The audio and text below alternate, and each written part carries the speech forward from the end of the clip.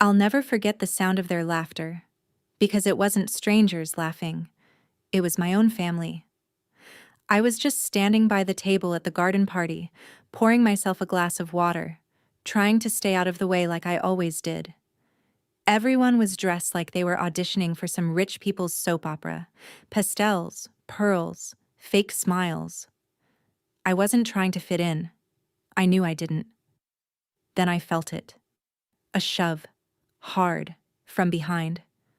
Before I could even process what was happening, I was airborne. My body hit cold water and everything went silent underwater for a second. Like the whole world muted. Before we begin, drop a comment and tell us where are you from and from which city you're watching our videos. And after watching the whole video, don't forget to tell us, what would you do in this situation? Be honest. Tell me in the comments below. We read every comment. Let's begin.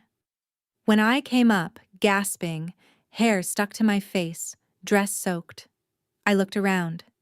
And there she was. My stepmother. Veronica. Holding her wine glass and smiling like she'd just scored a victory. She tilted her head, eyes scanning me like I was something rotting in the sun. "That's where trash belongs," she said. And everyone, my aunts, my cousins, even a few family friends, laughed. Phones were out, people were recording. No one did a damn thing. I remember standing there, waist deep in that stupid fountain in my pale blue dress, water dripping down my arms, thinking, this is it. This is the moment they break me. But what none of them knew, what not a single one of those cowards realized, was that the next 10 seconds would change everything. Because I heard it then. Tires screeching. A black car, sleek, silent like a threat, rolled into the gravel driveway. The laughter died immediately. The door opened, and my grandfather stepped out. Now, let me tell you something about my grandpa, Leonard Hayes. He's not the kind of man who shows up unless it matters. And he never, ever, raises his voice unless he's about to destroy someone. But when he saw me standing in that fountain, humiliated, freezing, mascara probably halfway down my face, he yelled, "Who touched my air?" The crowd went dead quiet. Grandpa stormed straight through the garden party like Moses through the Red Sea. No hellos, no explanations, just fury in a tailored gray suit. He stepped into the fountain with me, shoes soaking, didn't care, grabbed my hand and helped me out like I was royalty, like I was his. He turned to the crowd and didn't even blink. "Who pushed her?" No one answered. Of course they didn't. Cowards always fall silent when power walks into the room. Veronica tried to laugh it off. "Leonard, darling. It was a joke. He cut her off so sharp it was like a slap. "You think it's funny to push my granddaughter into a fountain in front of these parasites?" I didn't say a word. I was still shaking, but not from the cold. Anymore, from adrenaline. And then he said it. The words that changed everything. "Effective this morning, Eleanor Hayes is the sole heir to the Hayes estate. Every property, every account, every stock, every share belongs to her. Not you, not your children, not anyone in this godforsaken circle of plastic and poison." Someone dropped a glass. I swear I heard it shatter like a punctuation mark. He looked back at me, eyes fierce but gentle. "You don't belong here. You belong home. With me. Let's go." And that was it. I walked past the people who called me invisible, past the ones who smirked behind champagne glasses, past Veronica, who didn't look so powerful anymore, and in that moment, soaked dress and all, I had never stood taller in my life. We didn't say a word in the car, not until the gates of the estate were far behind us and the world around us looked nothing like that fake garden party. Just city lights, speed, and silence, except for my heartbeat, still thudding like a drum in my chest. Grandpa didn't look at me right away. He just reached over, grabbed a thick towel from the back seat. He'd brought one, and draped it over my shoulders. "Why didn't you call me sooner?" he asked, quiet but heavy. I swallowed. "I didn't want to bother you. I figured I'd just survive it." He finally turned his eyes on me. And I mean, looked. Like he saw me. Not just as some fragile girl with dripping sleeves, but as something more. "You're not supposed to survive your family," he said. "You're supposed to belong to them." I looked out the window. I never did. Number you will. We pulled into a different estate. Not the Langston one, not the place where Veronica sat like a queen at a throne that never belonged to her. This place was ours. My grandfather's real home, the Hayes home, clean marble, real respect. I hadn't been here in years, not since my dad remarried and slowly shut me out like I was some awkward reminder of his past. Inside, everything was exactly as I remembered, except this time, I wasn't a visitor. I was home. But Grandpa didn't stop there. He led me straight to his office, opened a locked drawer, and pulled out a thick envelope. Legal papers, stamped, sealed. "You see this?" he said, laying them out like cards in a game. "You're not just my heir. I already transferred majority control of the Hayes Foundation to you. Veronica didn't know. None of them did." My head spun. "Why? Why would you do that without telling anyone?" He smirked. "Because I wanted to see how they treated you when they thought you were powerless." And that's when I realized this wasn't a coincidence. He knew. He'd been watching. "They laughed at you," he said, voice low, "mocked you, filmed you. Every single one of them just lost access to everything they were leeching from this family. Veronica's credit card? Canceled. Her charity? Shut down. Her friends? About to find out how fast her invitations dry up." I stared at him. "You planned this." He looked me dead in the eye. "Number they planned this. I just waited long enough for them to show me who they really were." And in that moment, I felt something shift inside me. I'd spent years trying to keep peace, trying to stay out of the way, smiling when I was insulted, going quiet when I was shoved. But something was different now. I wasn't trying to survive anymore. I was returning. And I wasn't going to be quiet when I did. 2 days later, I walked through the gates of the Langston estate again. But not as the stepdaughter who stayed quiet. Not as the girl dripping wet in a soaked blue dress. This time, I was in control. Every step I took, they'd feel it. Because now, every flower, every chandelier, every polished fork they held was mine. I wore black. Not because I was mourning anything, but because I knew they'd look at me and wonder if I'd come to bury them. As soon as I stepped out of the car, my car now, gifted by Grandpa and registered in my name, the staff outside the entrance shifted. Eyes widened. A few of them, the same ones who had watched me fall into that fountain like I was a sideshow, quickly looked away. But one of them, a maid named Rosa, she nodded at me. Subtle. Grateful. She knew. Inside, it was some kind of brunch event, the kind Veronica loved hosting to prove she belonged in circles she'd never earn. They were all there. Veronica, my dad, a bunch of socialites with nothing better to do than whisper and sip from tiny glasses. When I walked into the room, everything stopped. Forks froze halfway to mouths. Eyes snapped to me. Veronica stood up so fast her chair screeched. "What are you doing here?" I didn't flinch. "I live here," I said flatly. "Or didn't you hear? The trust is mine now." Someone coughed in the silence. My dad looked up from his seat, face pale. "Eleanor, let's not cause a scene. You caused the scene when you watched your wife shove your daughter into a fountain and laughed," I said, voice clear. "I'm just following up." I could see it.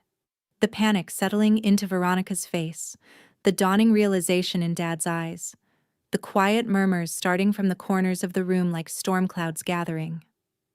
I walked to the head of the table where Veronica had once seated herself like royalty and stood behind her now vacant chair. "I'm not here to take anything from you," I said. "I'm here to clean up what you ruined." Veronica scoffed, her voice shaking. "You think having a few documents makes you powerful?" "No," I said. "What makes me powerful is that you thought I was nothing, and now I own the house you're standing in." I laid a stack of folders on the table. "These are the financial audits of the foundation for the last 3 years. You've been funding your lifestyle through charity money. That's a felony, by the way." Gasps. One woman actually choked on her mimosa. Veronica lunged forward, voice rising.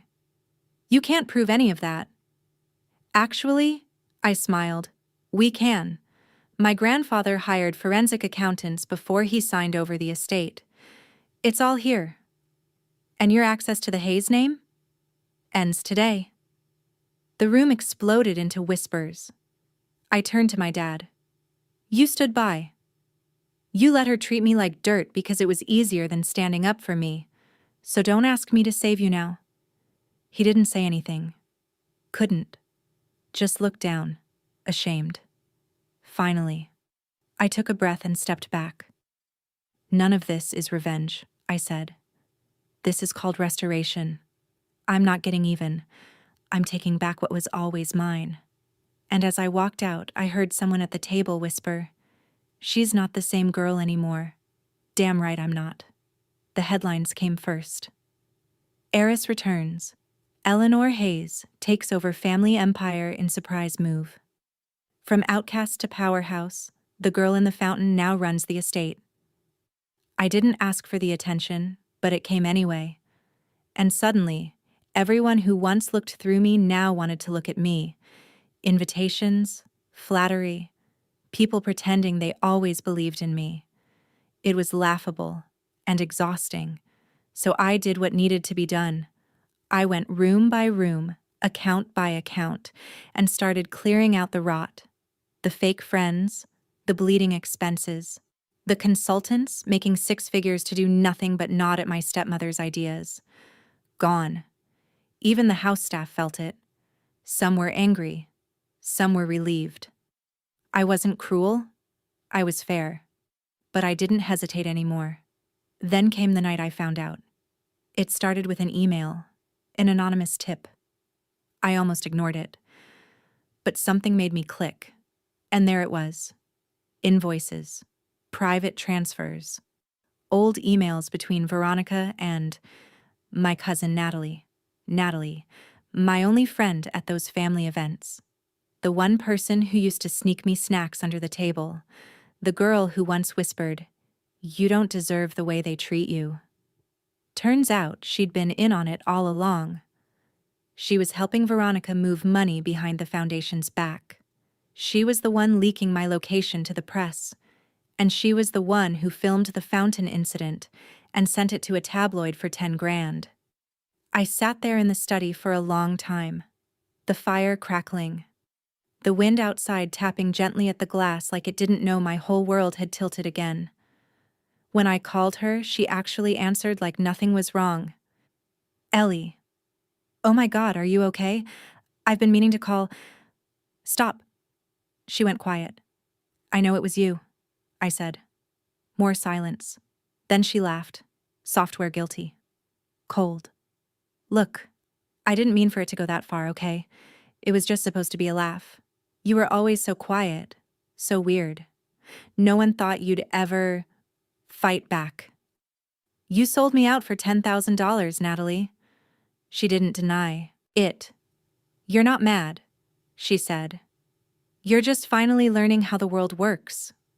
That sentence hit harder than Veronica's shove, deeper than my dad's silence. Because that was the moment I realized it wasn't just about me. This family was poisoned from the root, and I was the only one willing to cut the damn tree down. So I ended the call. And the next morning, I froze her accounts, cut off her inheritance, publicly released a statement about the misuse of funds, No names, just facts. But she knew. They all knew. And for the first time, they were the ones scared to open their doors. Weeks passed. The Langston estate was quiet now. No garden parties, no paparazzi, no staged laughter echoing off the fountains. Veronica left, quietly, no apology, just a note saying she was rebuilding her image somewhere that appreciates class.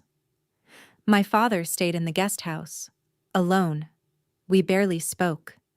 And as for Natalie, I heard she tried to throw a rebranding brunch for herself.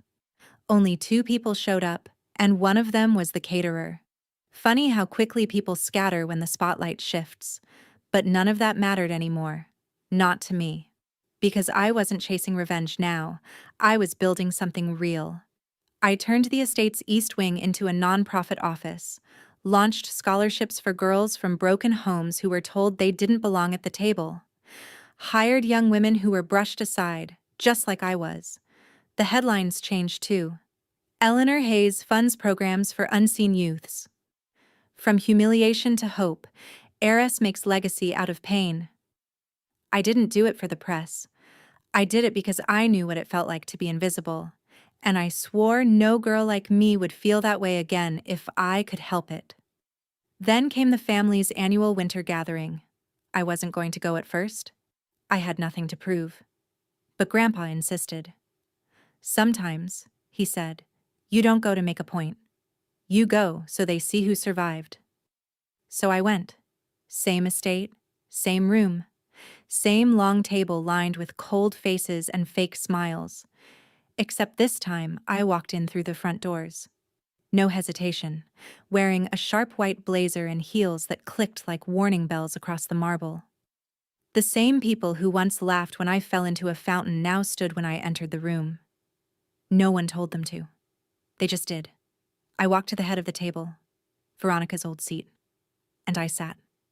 Silence stretched. Then I looked around. Slowly, calmly. No anger in my voice. No fire.